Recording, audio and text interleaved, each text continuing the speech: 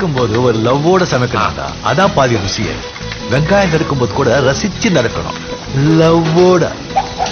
And welcome to In-Laws சமையல். இந்த வீடியோல நம்ம பார்க்க போற டிஷ் கருவாட்டு வறுவல். டிஃபரெண்டா எப்படி செய்யலாம், அதுக்கு என்ன தேவைங்கிறத பார்க்கலாம் வாங்க.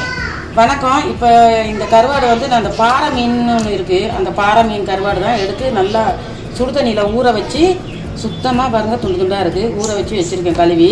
இப்போ அதை எப்படி என்னென்ன போடுறதுன்றது பார்க்கலாம். ஒரு ஸ்பூன் மிளகாத்தூள்,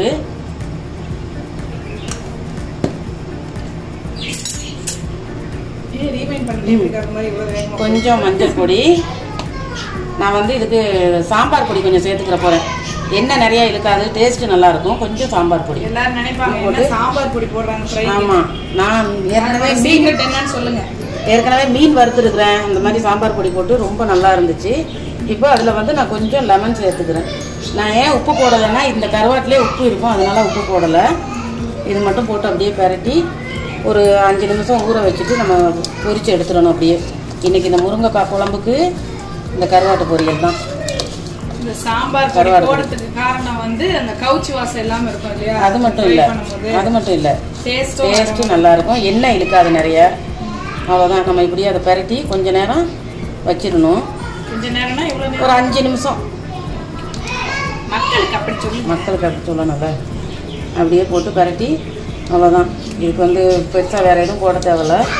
இது அப்படியே ஒரு 5 நிமிஷம் இப்படியே வச்சிடணும். நம்ம ஒரே கோப்பைக்குள்ளே ஆங்கிள் எடுத்துக்கிட்டாரு எவ்வளோ நேரம்.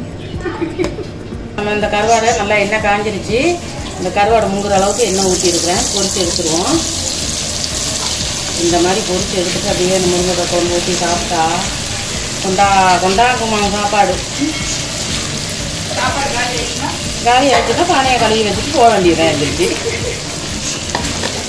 நம்மளால் என்ன முடியுமோ அதை செஞ்சிட வேண்டியதுதான்.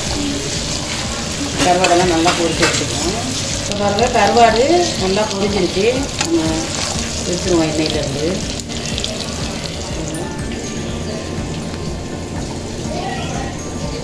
இந்த அளவுக்கு நல்லா பொரிச்சு எடுத்துக்கிறோன்னா அப்படியே நம்ம குழம்பு ஊற்றிட்டு தொட்டுக்கிறதுக்கு வச்சுக்கலாம். சூப்பராக இருக்குது பார்க்கவே.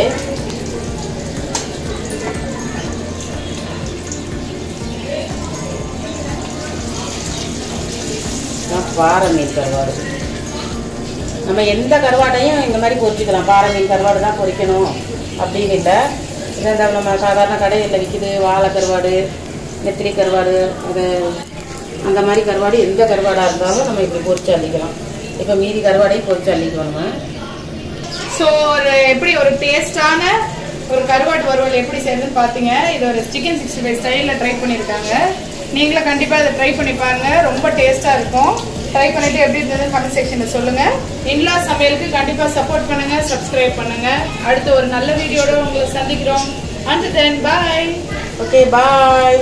சமைக்கும் போது ஒரு லவ்வோட சமைக்கணும்டா. அதான் பாதி ருசியே. வெங்காயம் நறுக்கும்போது கூட ரசிச்சு நறுக்கணும், லவ்வோட.